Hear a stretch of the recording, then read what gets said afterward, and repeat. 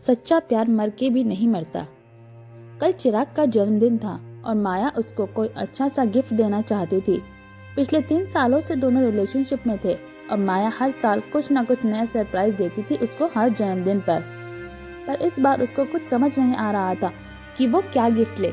तो उसने तय किया कि इस बार वो खुद रात में 12 बजे उससे मिलने जाएगी और रात को ही केक काट कर उसको जन्मदिन विश करेगी। यही सब सोचते हुए उसने अपनी कॉफी खत्म की और दोनों वहां से मॉल में शॉपिंग के लिए आगे बढ़ गए। आज चिराग भी बहुत खुश था क्योंकि उसको भी नई जॉब मिल गई थी। अब दोनों शादी कर सकते थे। चिराग का जन्मदिन कल था, इसलिए कल की पार्टी का सारा सामान आज ही लेना जरूरी था। चिराग ने माया को कल की पार्टी के लिए एक ड्रेस गिफ्ट की थी और बाकी शॉपिंग भी हो ही गई थी और शाम भी हो गई थी। तो चिराग ने माया से कहा कि चलो मैं तुम्हें घर छोड़ देता हूँ, और माया ने कहा कि अरे नहीं, तुम जाओ, उसे घर का कुछ सामान भी खरीदना है और वो सामान लेकर खुद घर चली जाएगी। तो चिराग ने उसको गले लगाकर एक किस किया और वहां से चला गया और माया उसके लिए एक प्यारा सा गिफ्ट लेने के लिए वापस मॉल में चली गई। माया ने चिराग के लिए एक गोल्डन लॉकेट लिया और उसमें अपनी और चिराग की एक अच्छी सी फोटो भी लगवा ली। उसको अच्छे से पैक करवाकर एक लाल गुलाब का फूल भी पैकेट पर लगवा दिया। माया ने देखा कि रात के 9 बज गए हैं और उसको तो रात 12 बजे तक तैयार होकर वापस चिराग के घर जाना है। तो उसने जल्दी से एक टैक्सी ली और अपने घर की ओर चल दी। रात करीब 12:30 बजे चिराग के रूम के दरवाजे पर दस्तक हुई। चिराग ने दरवाजा खोला तो देखा कि माया उसकी दी हुई ड्रेस पहने हुए खड़ी है और उसके हाथ में एक केक और लाल गुलाब है। आज वो बहुत ही खूबसूरत नजर आ रही थी। चिराग तो बस उसको देखता ही रह गया। माया रूम में अंदर आई और चिराग को लाल गुलाब देकर गले लगाया और उसको बर्थडे विश किया। दोनों ने मिलकर केक काटा और दोनों बातें करने लगे। चिराग ने देखा कि माया की आंखों में बार बार आंसू आ रहे हैं और वो बस शायद चिराग के गले लगकर रोना चाहती थी।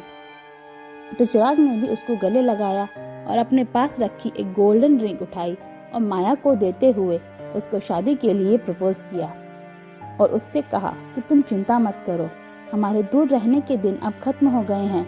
मेरी जॉब लग चुकी है और अगले महीने हम शादी कर लेंगे और मैंने हम दोनों के लिए वो घर भी बुक करा दिया है जो तुमने पसंद किया था। ये सब सुनकर माया की आंखों में वापस आंसू आ गए और वो उसके गले लग गई। तभी चिराग का फोन बजा, पर नेटवर्क सही ना होने के कारण वो खिड़की के पास जाकर बात करने लगा। उधर से माया की मम्मी की आवाज आ रही थी और वो रो रो कर बता रही थी कि माया का एक्सीडेंट हो गया है और वो हॉस्पिटल में है, प्लीज तुम जल्दी आ जाओ। तो चिराग उनकी बातों को सुनकर हंसने लगा और बोला, मम्मी जी आप मजाक करना बंद कीजिए।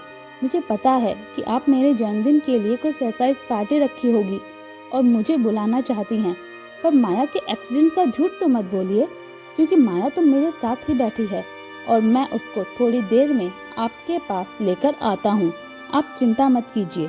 पर चिराग जैसे ही फोन काट कर वापस पलटा तो देखा कि माया वहाँ नहीं है, पर केक और लाल गुलाब वहीं टेबल पर रखा है, पर वो गोल्डन रिंग वहाँ नहीं थी।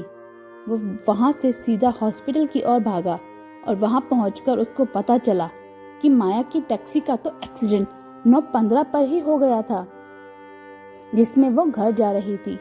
टैक्सी ड्राइवर की मौत तो वहीं हो गई थी और माया का बहुत खून बह चुका था, पर बहुत कोशिश करने के बाद भी डॉक्टर माया को बचा नहीं पाए और रात को 12:15 पर उसकी डेथ हो गई। ये सब सुनकर चिराग खुद को संभाल नहीं पा रहा था और बार बार यही सोच रहा था कि अगर ऐसी सच में हुआ है तो माया मेरे पास कैसे आई। तभी माया उसको हॉस्पिटल के दरवाजे पर नजर आई और चिराग उसके पास गया तो माया ने उसका हाथ अपने हाथों में लेकर कहा, चिराग आज तुम्हारा जन्मदिन है ना, तो तुम्हें विश किए बिना मैं कैसे जा सकती थी। और उसके हाथ में गोल्डन लॉकेट रखकर बोली, अपना ध्यान रखना और हाँ, I love you so much. और इतना कहकर माया वहां से गायब हो गई। चिराग की आंखों में आंसू बहते ही जा रहे थे और उसने भी कहा, आई लव यू टू। सच्चा प्यार मरकर भी जुदा नहीं होता, वो हमेशा आपके आसपास ही रहता है। ये कहानी आपको कैसी लगी मुझे कमेंट करके ज़रूर बताइएगा दोस्तों।